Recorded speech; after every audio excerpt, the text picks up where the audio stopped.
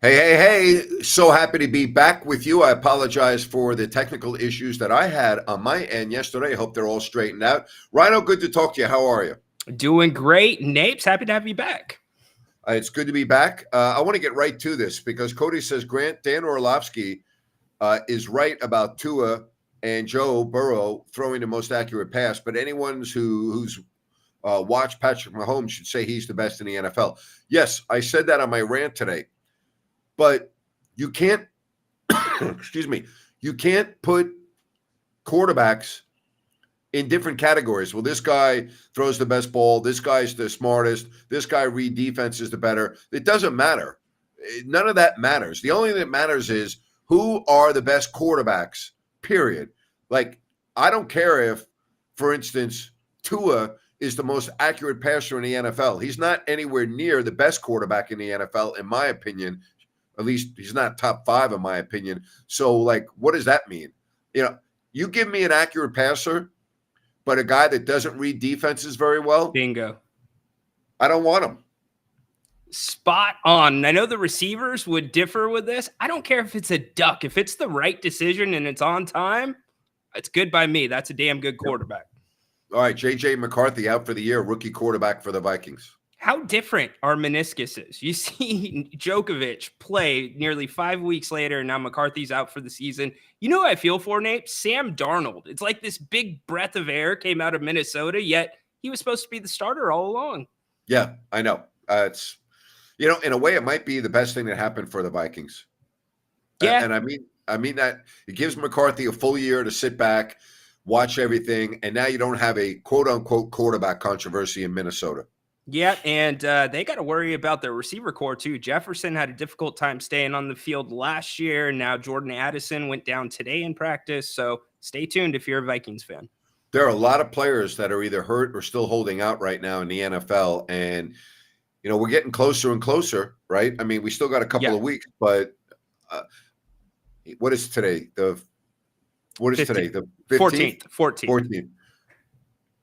I mean, we're right around the corner, Ryno. We're right around the corner. Yeah, it'll be here before you know it. They're already in their second joint practices. Some teams, in fact, the Niners, Grant, decided not to have a joint practice with the Saints because of injuries. How about that? That tells you a lot, doesn't it, Ryan? That tells you a lot.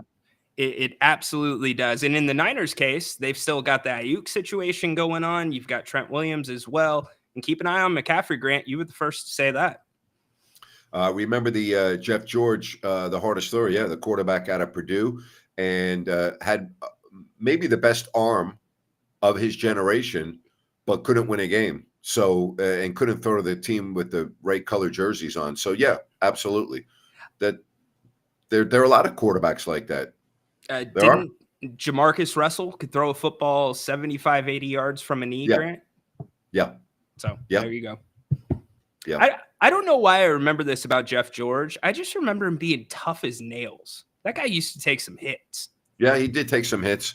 He was a phenom coming out of high school and out of Purdue, and everyone was talking about his All-American arm. Well, we haven't seen an arm like this. Gee, blah, blah, blah. And, of course, there were teams that got infatuated with him, such as the Raiders. But he couldn't read defenses, and he made horrible decisions at the worst possible times. Yep. It's a very good point. They certainly didn't have the technology that NFL quarterbacks have now to prepare for defenses.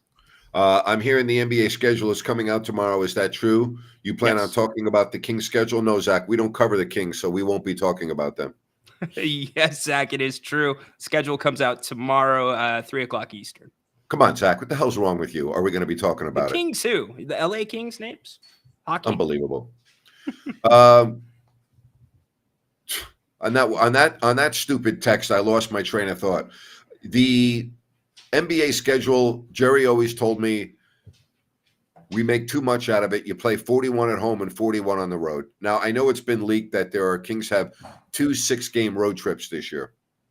Also been leaked that they start with 5 of 7 on the road and 6 of 9 to end the season. Last year, they ended the season on a similar note, but you remember that brutal East Coast trip, Napes, right at the end, 4 games? That was hard. Yeah.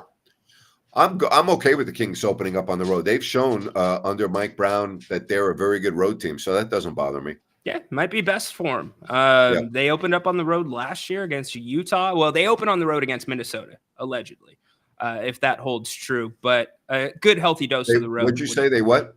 Open up on the 24th against Minnesota at home. That's right. Yeah, reportedly that's been rumored, and we'll see. Again, this team has a dynamic personality offensively. I wouldn't say that defensively. So I'm a little leery about that. Yeah, I am also. I got to think. I'm optimistic about the basketball IQ with DeMar DeRozan coming into the building. Not to say Harrison wasn't a high IQ player, but the team IQ last year was down names.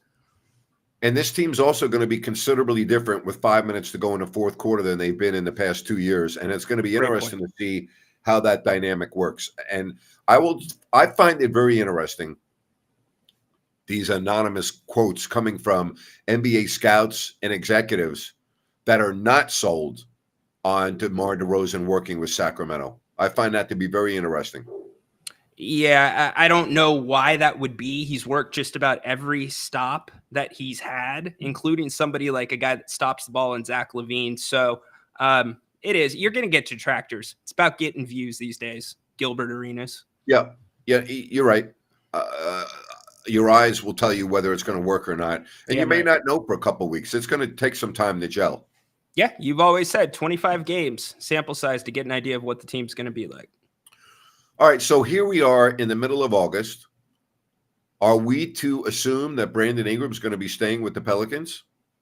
I think so. At this point, Grant, I think you got to wait till the trade deadline unless you're going to sell him for dimes on the dollar. So, all right. Good. So what does that mean for New Orleans, Ryan? I want to ask you because you lose Valanciunas, but you add DeJounte Murray, right, to run the team. But you lost Larry Nance Jr. Are they better or are they worse? Now, again, the key is Zion Williamson being healthy, but let's just, for sake of conversation, say that Zion plays in 70 games this year. You know, that's such a hard question to answer for this reason. They wanted to play physical last year. When they were at their best, they were physical. With the lineup that they're going to run out there now, especially DeJounte Murray, they're going to want to play quick in my mind, and Zion can play both ways. So I think I have to see a little bit of a sample size to really know. I think they're one of the intriguing teams this year. And I think another team that's very intriguing are the Memphis Grizzlies. No doubt. Nobody's talking about Memphis, but when you look at their roster, you're like, whoa. And again, we assume that Ja Morant's going to be okay, but we don't know if his head's going to be okay. I mean, he's done some stupid things that have kept him off the floor and then the injury. So we'll see. Yeah, certainly fresh legs. If there's any rookie that could step in for Steven Adams, Zach Edey is a decent fit size-wise, similar styles of game, similar comp. So he could be a wild card and all that, Grant. Yeah, and again, I don't get carried away by summer league, but he showed very well in the summer league. He did show very well, and he didn't even shoot the three ball much. As the season goes on, that's going to progress typically for a rookie, and so I'll be interested to see how they use him in that sense. I believe, and correct me if I'm wrong, that there was probably a bigger difference of opinion on Edey and his success rate to be in the NBA. A lot of people said, oh, he's going to be really good, and other people said, horrible pick, he'll be a bust. Well, it depends on the system that he goes to as well. And if you want to compare him against Klingon, forget about it. Edey has way better players around him. He's going to be set up to be successful earlier and more often than Donovan Klingon. It's a good point. Very, very good point. Glad to have you with us. You can call the show if you want. You got the QR code. Ryan's got the link in the chat. So you can hit us up, and we would be more than happy to be able to converse with you. So at least you got NFL. You still have a lot of holdouts, and I don't worry about holdouts on August 15th, but I do worry about holdouts on August 30th. Certainly. You got to get a few reps under you. And I think speaking of Brandon Ingram and selling on dimes to the dollar, that's the situation the Niners are in with Brandon Ayuk right now, Napes. Yeah, well, here's the bottom line. We all know this. The Niners will be a better team with Ayuk on the field than with him off the field. Okay, it's just especially when you look at Deebo Samuel, who seems to, miss a couple games every year. If you take Deebo Samuel and Brandon Ayuk off the field, you're just a different offense. Okay. There's no doubt about it. The numbers show that. And Brandon Ayuk, believe it or not, had more explosive plays last year than Tyreek Hill. I know. How about that? That's incredible. And also, you look at the targets. He is definitely Brock Purdy's go-to guy. It is his security blanket in that offense. I'm going to say this today, 2 weeks before I make my season predictions. I am predicting the Niners to be one of those teams that drops off significantly this year. I don't like what I'm seeing in their training camp. I keep going back to the games last year at home on Christmas Day against the Ravens where they got manhandled. And really, Green Bay could have easily won the game in the first playoff game, and Detroit should have won the championship game, and they lost, in my opinion, because of bad coaching. Yeah. So why would I think that the Niners, with their situation with McCaffrey's calf strain, which might be fine on opening day, but I would be worried about it. Sure. Trent Williams, I think Ayuk will be on the field, but I just think they're due to fall a little bit. Well, they've been at the top. They've been the favorites nearly every year to come out of the NFC the last couple of years. So, yeah, you could say that. Here's the thing. Their schedule, the first 6 games, I'm not ready to go there yet. But what worries me in this sense, they got to get it done early in the season. Sometimes the Niners have a slow start. It's happened before, not so much in the last couple of years, but when you have guys like Ayuk who have not played at all this offseason, Trent Williams, as you said, that schedule stiffens up after game 6. And if that's right when they hit their stride, you don't want to be hitting the good teams right as you're starting to get comfortable as a team. I think Green Bay is going to be very good this year. I think they're going to be Sorry about that. It's okay. I think they're going to be very good. I think Green Bay is going to be right there with Detroit. And the one team in the NFC that I have absolutely zero feel about are the Philadelphia Eagles. They collapsed in the second part of last year to a point where they looked like one of the worst teams in the league. And I don't know. They have a different look this year in a lot of areas. I'm very curious to see what the Eagles are going to put out on the field. Traditionally, teams don't do great when the quarterback and the coach are not on the same page. There's been a lot of reports this offseason about Jalen Hurts and the coach not getting along. Coach Sirianni, yes. And so I want to look at that. They lose Hassan Reddick off of the edge, which takes away from that powerful defense. So I'm with you. They're up in the air. They don't have, Jason Kelce retired. They're a great center. Leader, you could say, of that team, at least of the offensive line. Cody says, Grant, the Detroit Lions have 3 games outdoors this season. Is that an advantage in any way? I don't know if I would call it an advantage. I don't think it's a disadvantage. It certainly would translate into good passing days for the Lions, and they're very good at the skill positions, right? So Gibbs is hurt again. Their fine running back, the rookie last year who was outstanding, hurt his hamstring in practice, and he's had hamstring issues, early in his career. So keep an eye on that. Cody, I'm going to say right off the top of my head, disadvantage. If you're playing that much indoors, and then when it really matters in the playoffs, if you're playing outdoors, you want to be accustomed to some of those elements, throwing a wet football once in a while rather than being sheltered. It's a great point. You know what? I didn't think about that. That's a great point. If you're Detroit and you have to go to Green Bay in a playoff game, or you have to go to Philadelphia in a playoff game, or that's a very good point. Very good point. You just don't want it to be a shock to the system and have it be one of the first few games that you're getting the cold weather, that you're getting the wet weather. Now, the advantage you do have, you can go outside and practice in Detroit. Certainly. So, I mean, if the Lions are getting ready to play at Philadelphia in January, they're not going to be practicing indoors. A great point. And the other thing is, this is a Dan Campbell coach team. So for this to work, that really shouldn't matter either way, the way that he gets those guys ready. I just think it's great. We're talking about the NFL, and but it's not great with the holdouts. That is a little bit of a concern right now. It's interesting that Jerry Jones, CeeDee Lamb, and what that Jerry Jones Yeah. says some of the stupidest things sometimes. He really does. He just can't get out of his own way. No, he Between him can't. and the Jets organization, those two are just neck and neck. All right. So before I had the technical issues, I was talking yesterday about Aaron Rodgers, and I asked you to go read the story that was in the New York Post as Ian O'Connor has the book coming out on Aaron, I believe this fall. What was your take on the article in the New York Post by Ian O'Connor? I thought it was balanced. If you read between the lines, I think it lines up, as you said, with your story. If you try to go into it with an open mind, you could see things either way in certain situations, but certainly a little surprising from the family's end and Aaron's end, I would say.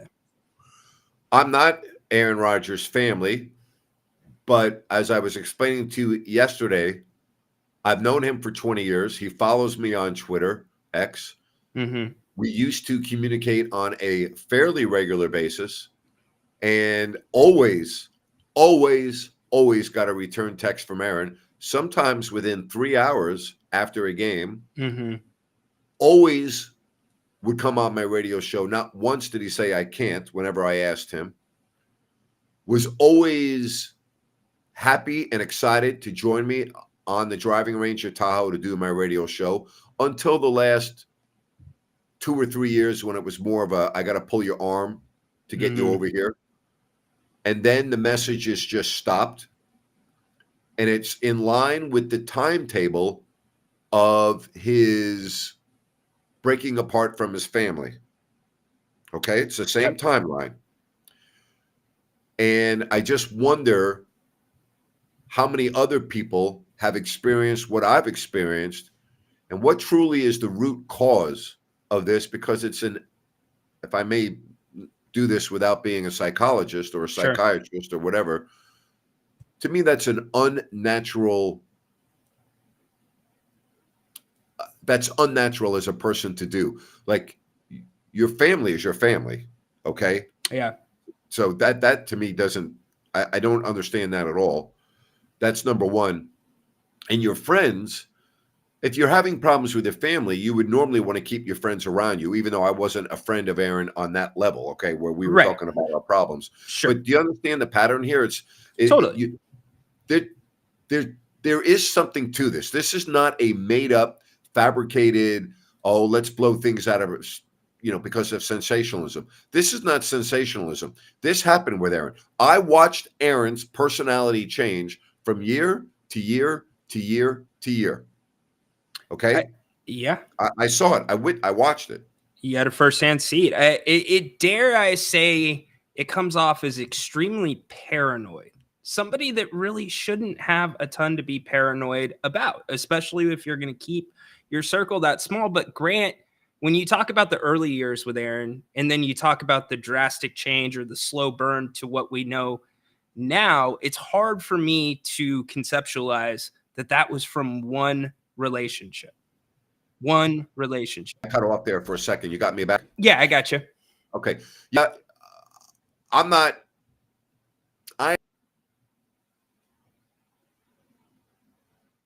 Oh, we lost Napes again in the middle of his thought. We'll continue the conversation in just 1 second on Aaron Rodgers. You back, buddy? I don't know what the hell's going on with the internet here. You got me? Got you loud and clear. All right. So I don't know. I can't tell you what the reason is. I can only tell you that Aaron has changed as much as any athlete that I've ever been around. And I've been around hundreds and hundreds and hundreds and hundreds of athletes, professional, and I've never seen an athlete change the way Aaron has changed. And that's really powerful, because I want to ask you about this. There's one part of the article that outlines some of the things that he did for his family after making the NFL. Both of his brothers, obviously his parents with the new house. Those things didn't seem for me as a spectator, out of the regular that a pro athlete of his stature may be doing for their families or anything of the family latching on. You've been around a lot of Kings players. Outside the norm, within the norm, what is Within it? the norm. Within the norm. I think most athletes take care of their families and do nice things for their loved ones. So I don't think that's out of the norm in my experience. Yeah, and that's what I was kind of thinking too. But really, the embrace with his dad, if things were so difficult and tenuous and silent behind the scenes, to do it in such a public way at the golf tournament, that also struck me pretty hard. It's very weird. It's almost like Aaron was grateful for that, but because it was in a public forum, he knew it would be only a 2 or 3 second interaction. Like, it doesn't Yeah. make sense to me. Yeah. You know? Or are you sending a statement to somebody other than your parent where you are embracing, because it is in a public forum? It's bizarre. Very weird. I remember the first time, I told you, the first time I met Aaron, and then before I got married, I was at the celebrity golf tournament with Star, Mm-hmm. and we were on the par 3 par 3 7th at Edgewood. Now, Good memory. don't laugh when I tell you this. Okay. I got a phone call on my radio show and said, Grant, you need to come see. We all go and hang out all day long at the par 3 7th.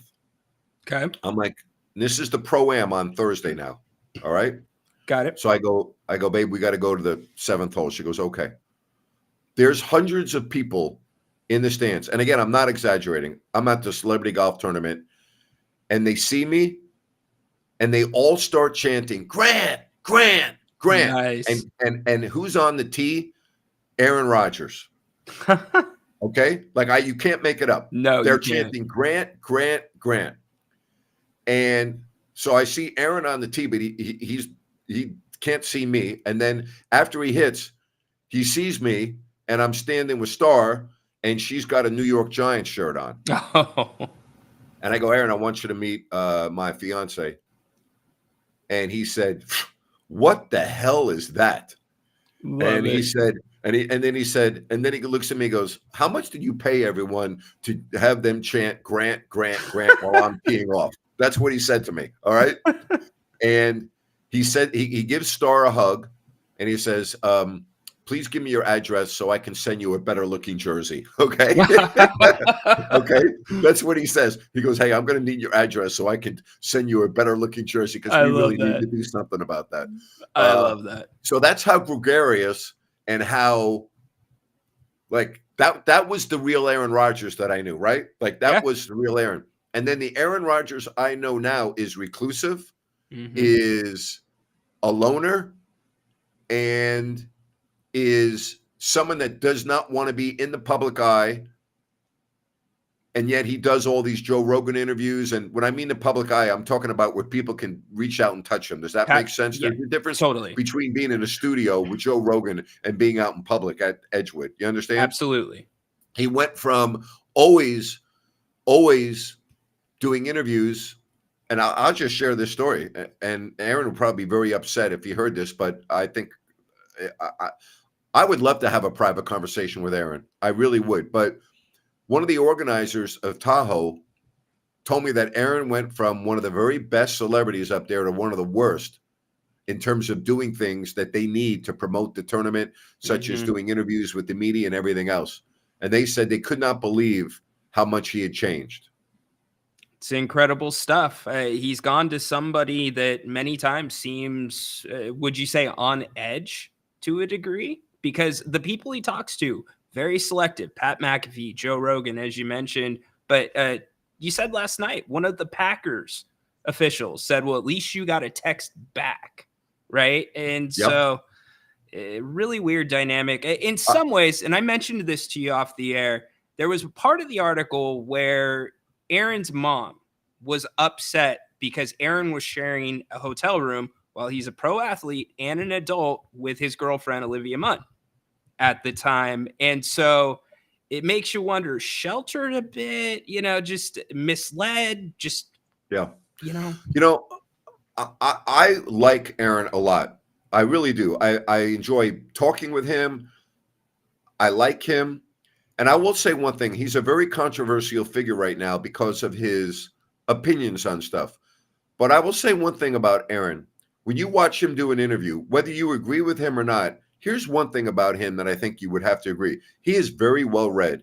He is a very bright, educated person. In other words, he doesn't just say stuff without researching it. Now, you may disagree with the research he does or the interpretation of the research he does. You may disagree with his political stance but you must admit, when you listen to him, the first thing that comes to my mind is, wow, this guy's really smart. And by that, I mean, he spends time to read and research. He is one of those athletes that is very opinionated, but it's based on research. He doesn't just say stuff without looking into it. Yeah, very educated, very prepared, all things that a top tier MVP NFL quarterback should be. Interesting stuff, Grant. I hope someday you do get the chance to have that conversation. I hope so. I've asked him to come on the podcast, and he doesn't even get back to me, which, again, that's not the Aaron Rodgers that I've known. He always got back to me. He would always go, Napes, whatever you need. But he would literally, whenever I asked him anything, he would respond, whatever you need, buddy. That was his standard line. Whatever you need, buddy. Whatever you need. I don't know what to say other than it's sad. I'll just say that. And I'm not sad for me. I don't want it to seem like this is about me. I find it sad, Ryan, because in life is short, right? What do you have in life? You have your relationships and your friendships, right? Absolutely. All right. And why would you want to take what I think is the most important part of being a human, which are relationships and friendships, and diminish that, reduce that? Like, I don't understand it. Yeah, everybody is different. Some of those things, the priorities are shuffled.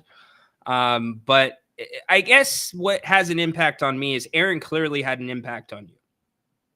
You guys had the back and forth relationship. He was there for you.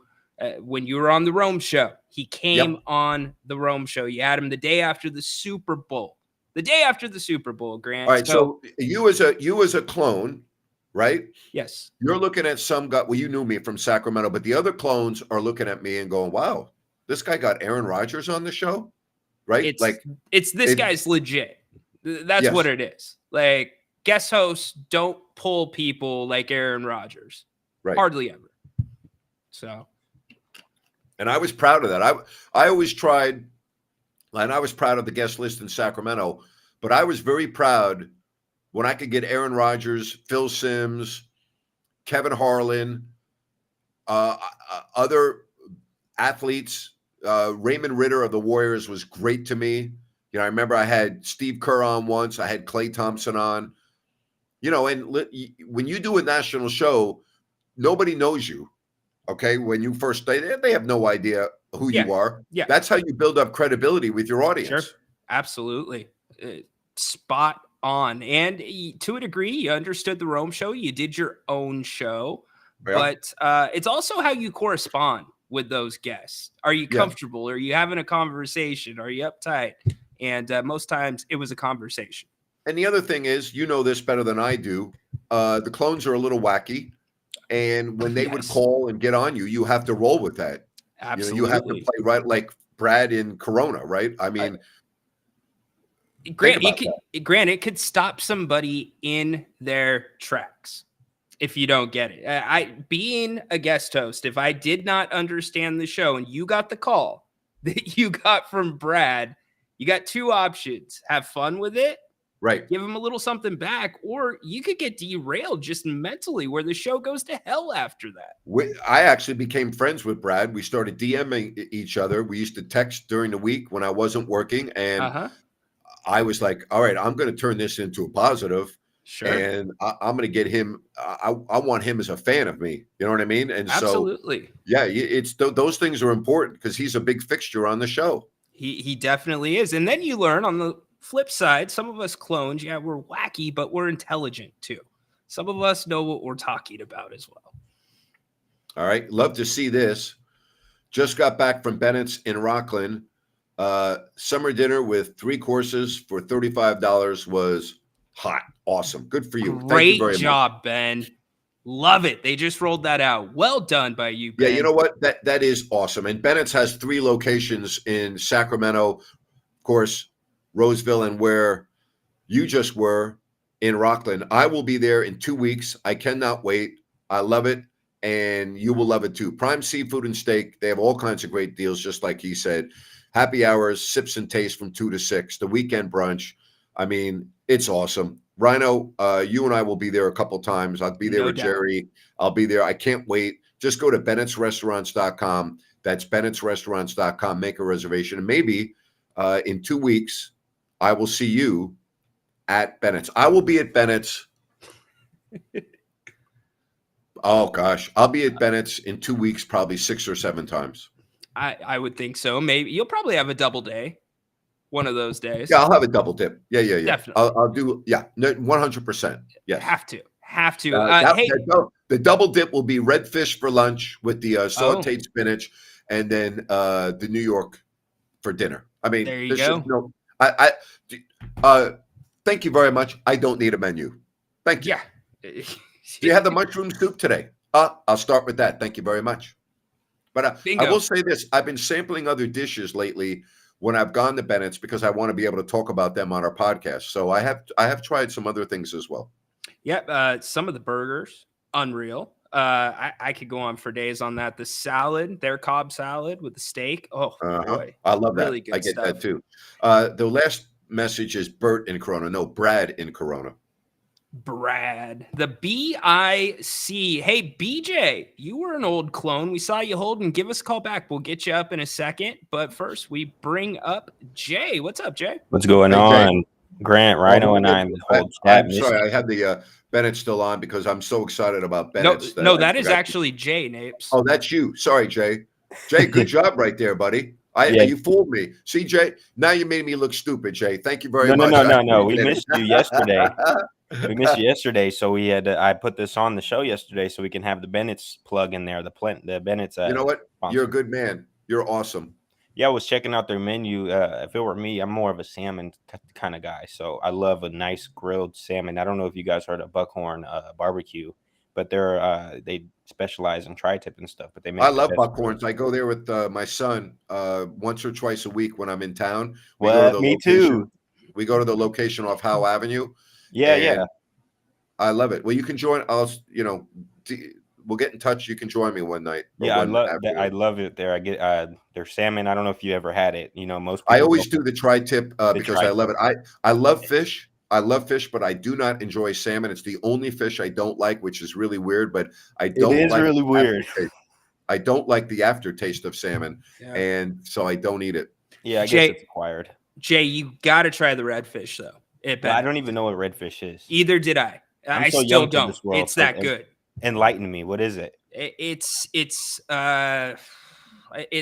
more of a white fish. Okay. But they blacken it, and then you get this wonderful side of spinach. You get a little lemon wedge to squeeze awesome, over it. It's fabulous.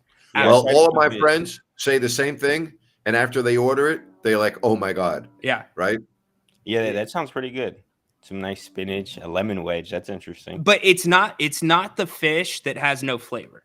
It has a ton of flavor. So you'll like it, brother. Yeah. When I go to like a steakhouse or like, I don't know, places that serve dinner, like a Cheesecake Factory or something like that, I like to keep it a little bit lighter. You know, I used to get the filet mignon and stuff like that, but I found like I like it cooked how I cook it because I know what I like put on it, if you know what I mean. I don't overdo the oils, or I try to keep it light and a little bit healthier. So, you know, salmon.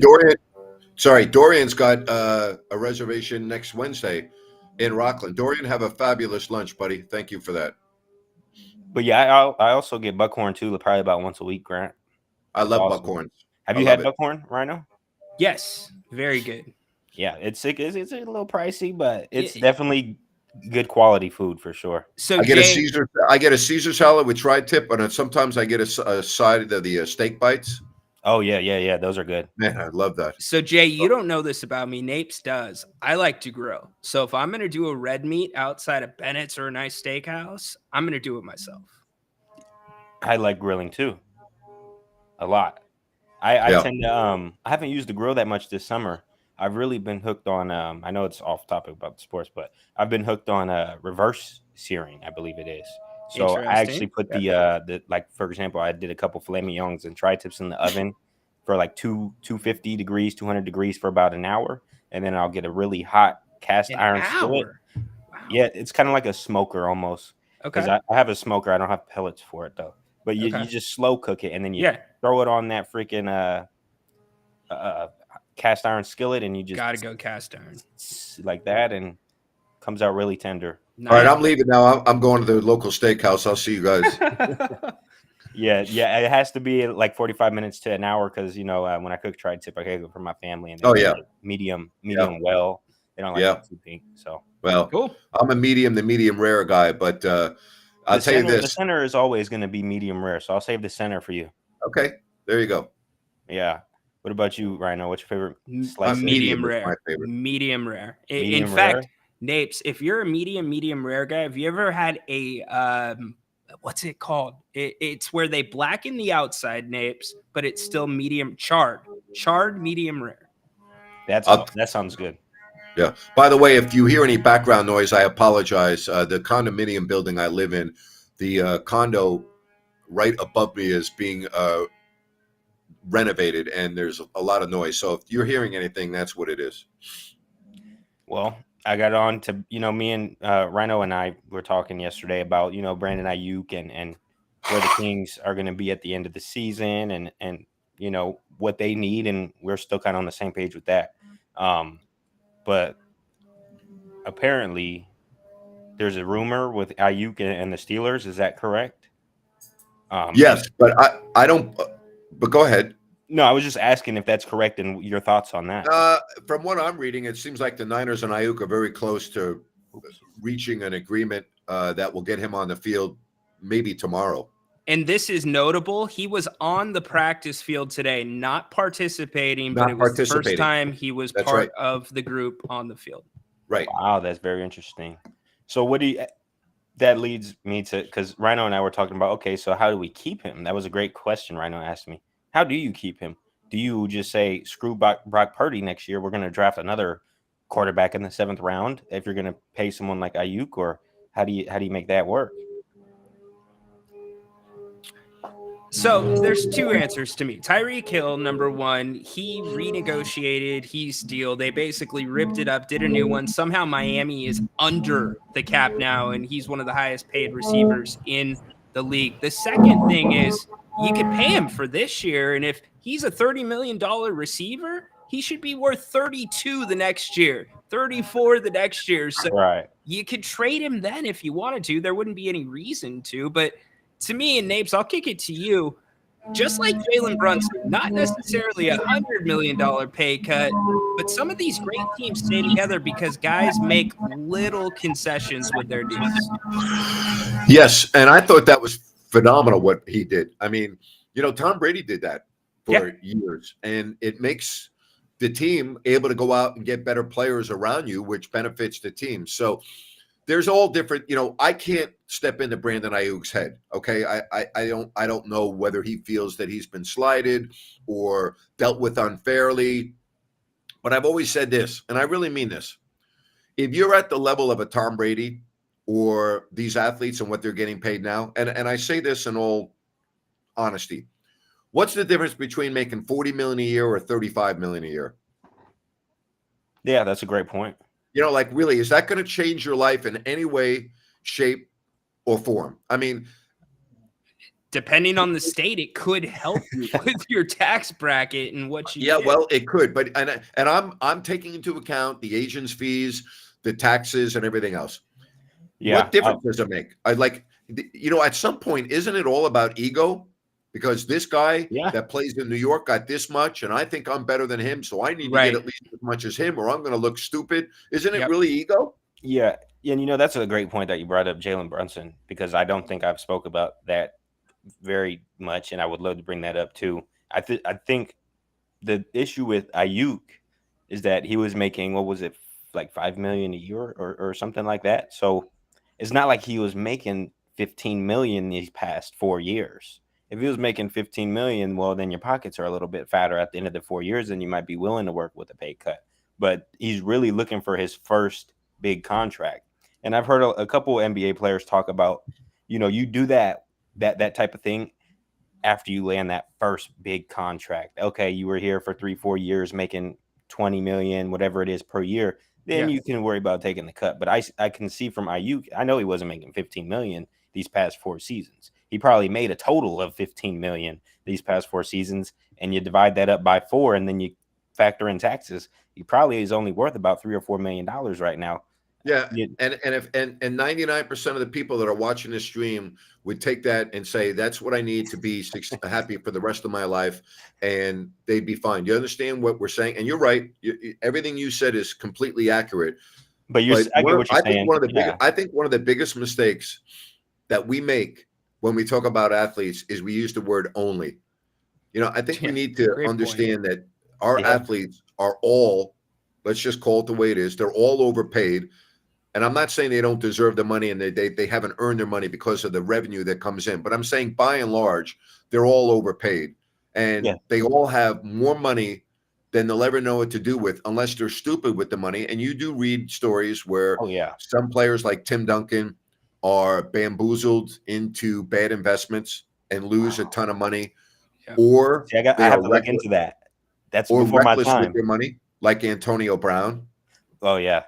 Well, but I mean, there is that. I mean, a lot. There are athletes who are very reckless with their money, and then they end up being 40 years old and they're broke, and yet during their career they made $50 million. You're like, how is that possible? Even divorces happen.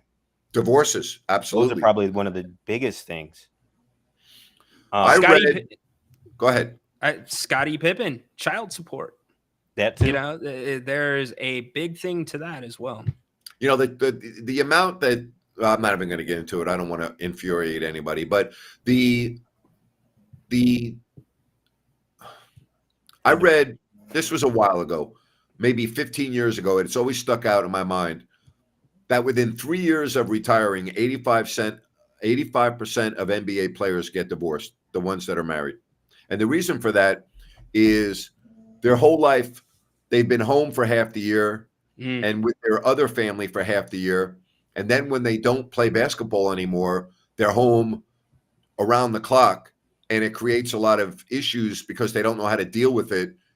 And I was like, wow, 85% within 3 years. I was like, I think it's a lot of factors. Though, that could go both ways. Yeah, go ahead.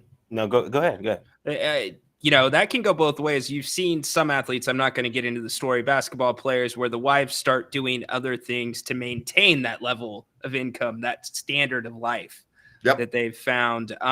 But certainly you spend more time around each other. The COVID rule, we all were forced into that to a degree. Well, boy, it's a great point. It's unfortunate, that's a little off topic, but I just don't see why it's so difficult for 2 grown adults to get along. I mean, it shouldn't be that hard, but that's another topic.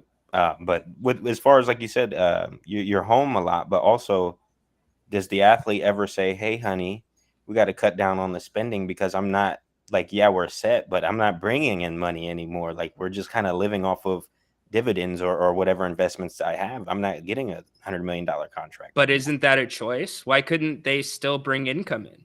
You could start a business. You could get a job. Yeah, you might not make as much as you were. Yeah, I mean, I think that's a great point. Obviously, every athlete should be doing that.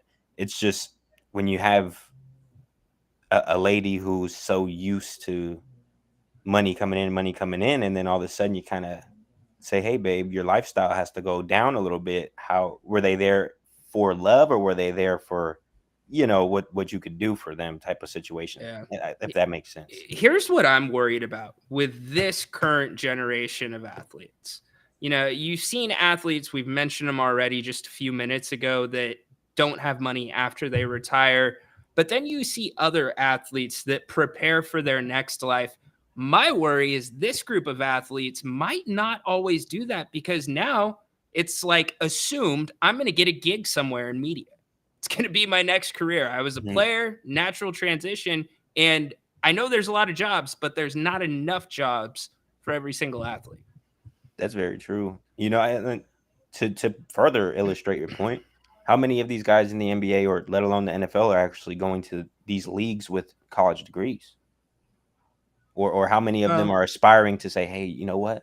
I'm getting a free education on top of this. I'm going to go major in biology so that way when I get done, I can go become a doctor or something like that. Now, their whole life was centered around making it pro, and then they don't know what to do after they're pro. It's a good point, Jay. And there are a decent amount that go back to Grant, but we've not seen a generation of NIL athletes yet because this is a completely different ballgame than everybody before them. That's a great point. And going back to Jalen Brunson, if it were me, I wouldn't leave $100 million on the table. I don't care if we won a championship. That's a lot. And I would agree with you. It was an incredible amount of money. But I also will tell you what he's done, which I think is extremely important to mention. He plays in the mecca of basketball in New York with Wall Street and Broadway and everything else. And he's going to be unbelievably attractive for companies. And he's going to make a ton of money on the side. Oh, yeah. So I think he also realizes that. And I think that it's part of maybe his decision. Mm-hmm. Okay. And again, I don't know Jalen Brunson. I've never talked to him. I'm only trying to use common sense here. I think his reasoning is, I'm going to give it back this money, but I'm going to make it all back with my notoriety of being an all-star player in New York, the mecca of basketball, in the number one media capital, the number one media market in the world. I think all factors into it. I don't think you would do that if you're playing in Sacramento. Well, imagine if he wins a championship with Villanova, he's playing with his Villanova core. That's already a huge marketable. If he wins a championship in New York, it's very possible too with that team. He will be in the same category as Joe Namath, Derek Jeter, Eli Manning. All right.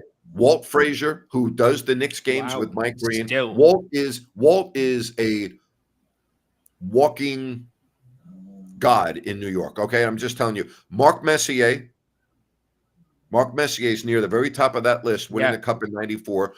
Jalen Brunson will join those group of athletes, and I'm telling you, I'm from New York. I know he will be an iconic figure for the rest of his life in New York. He will have carte blanche in the biggest city in the world for the rest of his life if the Knicks win a championship. Is that worth $100 million? It's worth many hundreds of millions. In theory, yes. But, it's kind of hard as someone saying, "Hey, you can do the same exact thing you're doing right now for an extra $100 million." I don't know. Ryno, are you leaving $100 million on the table, or are you gonna have faith and try to become one of the New York's greatest athletes? I have no way of saying, Jay, until you're in that position, my man. But I think what Grant said holds a lot of water because you take that $100 million. What if you can't make the moves to compete with the Celtics? Well, what Jay, help me out here. What's his total contract? Do you remember what the numbers? I believe it's 156. Excuse me? I believe it's 156. Okay, so let's just say New York's a high tax rate. Let's take I don't want to take 50%, but let's take close to 50%. Like $80 million after taxes is what he's walking away with. So let's say he has $80 million after taxes. Then he's got to pay his agent, 5%? Yeah, so. Okay, so that now we're down to what? Whatever. Let's just throw the numbers out. Let's just throw the numbers out. Let's just say he's got $70 million left over, okay? $70 million. And not including what he already has in his bank. Correct. And not including any endorsements, shoe deals, everything else. $70 million. Really? What is he not going to be able to do with $70 million? Grant, I love you guys. I really do. And we've talked about this. There is a difference between 70 million and 170 million. We're talking Jay? private jet money. We're talking yacht money. But I mean, you could get it with believe 70. me, you can still you can fly on private jets the rest of your life if you have $70 million. That's true, but I mean, there's All right, just you'd have to be a moron to have $70 million and not be able to fly in a private jet the rest of your life, because the amount of money that you could make, even in a Very true. risk-free investment with 70 million, would pay Boom. for the jets annually. So That's you right. have to be an absolute stupid idiot. Yeah. Jay, if you had 70 million in the bank, Jay, and I saw you on Southwest Airlines, I would personally take you off the plane and slap you in the face.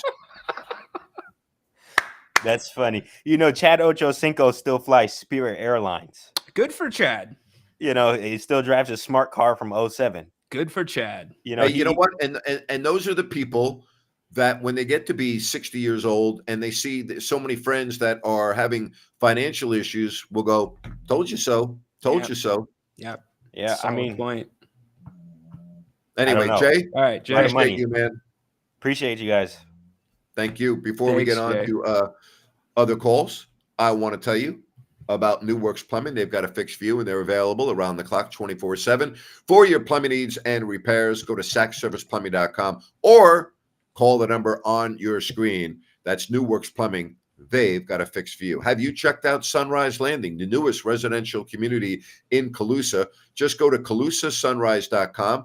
This is a project from Blazona Development, and it is beautiful. Various lot sizes, different models, 6 in all to choose from. Remember, no Mellorews, no homeowners, adjacent to the Calusa Golf and Country Club. And here, it's a great location, Calusa. Like, you have great access to I-5, Highway 45, Highway 20. So check it out. It is Sunrise Landing in Calusa. And again, if you go to calusasunrise.com, you'll get all the information you need at Sunrise Landing.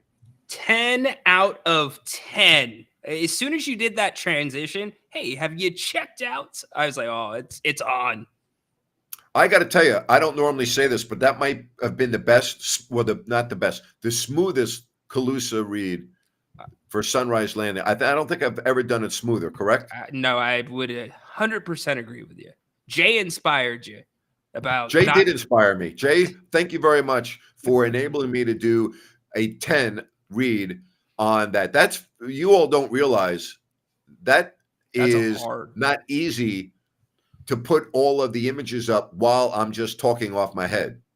Yep, because your mind is focusing here, but yeah, really good stuff there. So we were talking Jim Rome a little bit earlier, and I don't want to pigeonhole this guy, but this BJ, by the way, a 1992 clone, and he even got glossed, the Velociraptor of Sucktown in 1992 by Mr. Rome. BJ, welcome into the show tonight.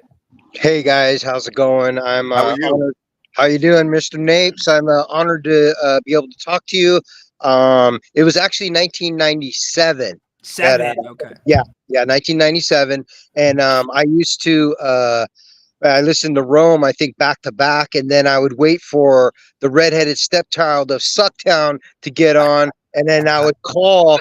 Call Napes, and I just loved Napes so much. I wanted to meet him, and I might have already told you guys this, but I got a chance to.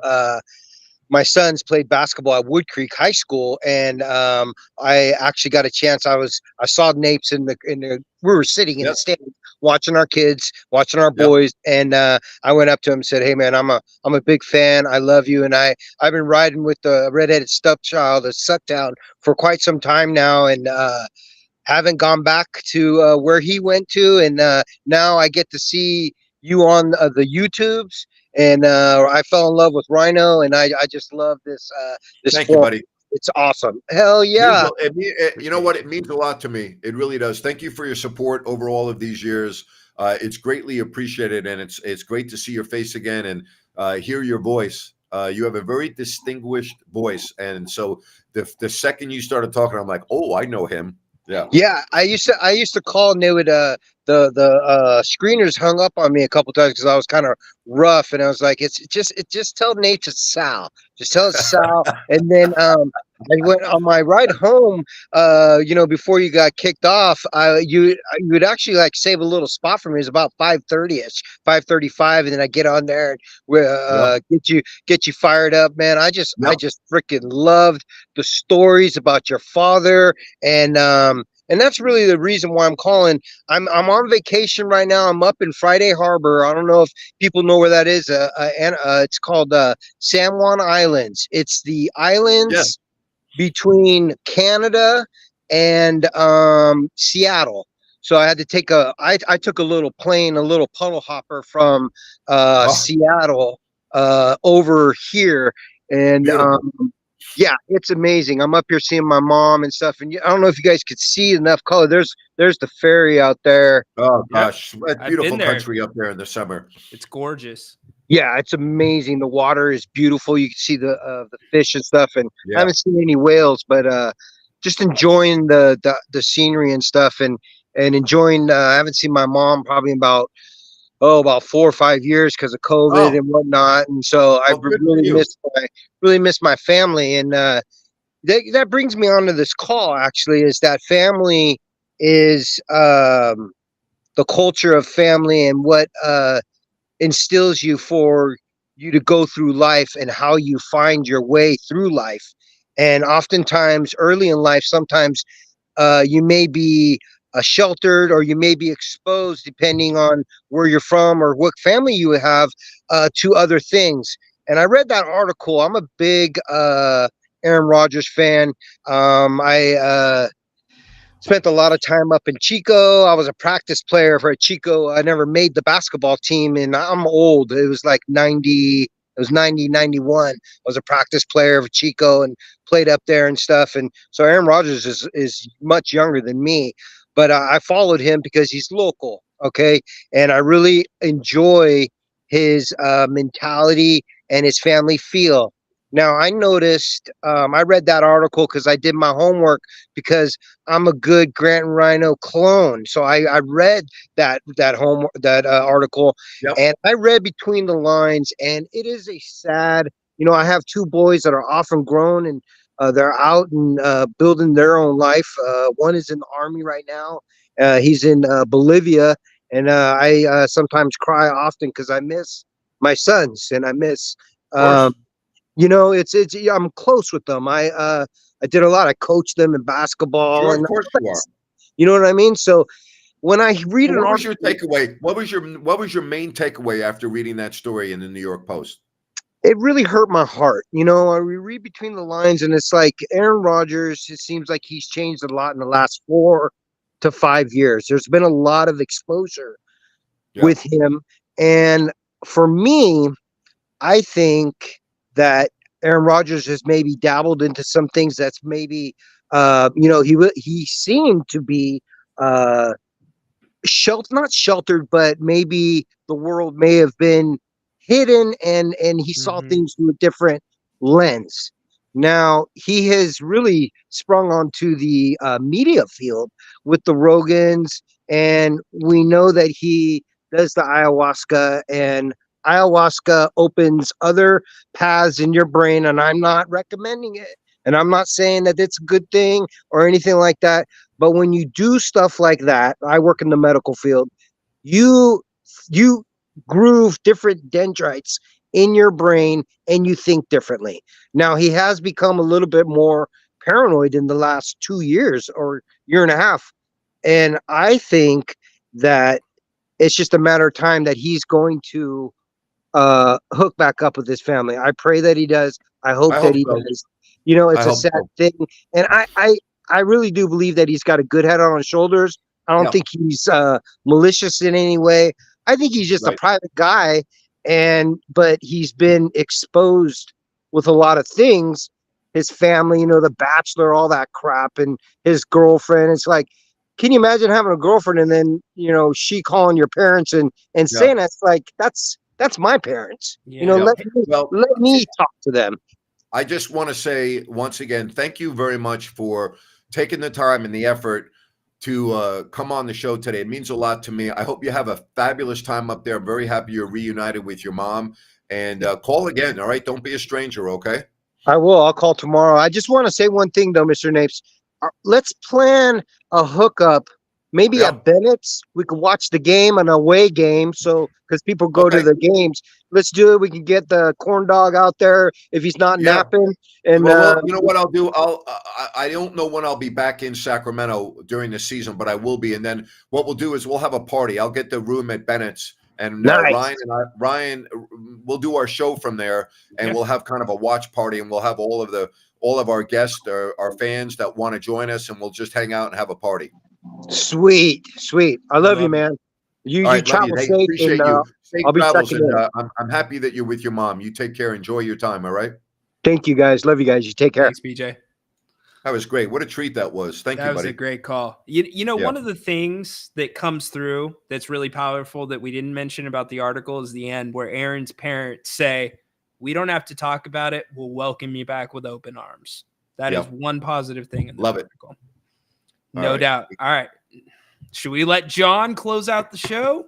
Yes, we let John close out the show. If I don't let John close out the show, I won't be able to sleep tonight. Go ahead, John. How are you, buddy? I'm great, Grant. How are you? And Ryan, how are you? Good to hear your voice, buddy. Not good to see your face, but it's Hey. good to hear your voice. Beard's looking long. Yeah, well, hey, I got your face on my shirt again, so go figure. We're all in this thing together. You're the best. Oh, boy. Hey, no, you are. Well, I hopped on a little bit late. I've been super busy, but I love that Ryan's been kind of taking over the reins doing the midday show, 2 o'clock or 3:30, whatever it is. It doesn't matter. That's awesome. And some of his shows that have so many people on board with different attitudes and different things to speak about. And just like you just had Jay on board with Bennett's as his background is awesome, because love it. him and I cook a lot. And hey, Ryan cooks a lot, and that's sort of how we got involved a couple years ago. I think Yeah. you called him Chef Boyardee, Yes, if I'm not Yep. mistaken. I did. Yeah. Then we had Yeah. we had the Hey. sizzle off with the grills on Listen app all the time. Yes. Yeah. We do. Well, you saw that tri-tip I flipped a couple of nights ago, right? I did that right live on cam with you, Ryan. Yeah. You did. Look damn good. Hey, John, man, I love when you can come on, buddy. How's your life? Everything good? Pretty freaking good, man. Work. Good. I still love what I do, so I love working. So money's Good. still coming in on my business. My wife's happy. My That's grandkids. Listen, Good for you. Atlas and Jameson remember talking to you, Grant, which hasn't been that long ago, maybe a year ago, and they still love that. They still love that, and obviously, you know, his dad Ash talks about you all the time, and we listen at work often, and Thank when you, we're buddy. not, when we hang out with the kids, with the grandkids, Grant, they know you, they know who you are. Thank you, And buddy. all of that stuff. So this is fam. And Grant, you and I have been talking to each other for more than 20 years. And I don't want to, Yeah. I don't know if it's 30, but it's more a than long time. 20. Long So time. this is about friends and fam, Grant. Yes. Thank you for I feel the same thank way, you John. for doing it. Thank And you, buddy. Hey, I could have talked about sports, but a lot Yeah. of the conversation today wasn't about sports. And Yeah. that's okay, man. Amen. That's okay, man. You take care. Have a good night. Well done, gentlemen. Do the same. Thank you. Appreciate you. you, John.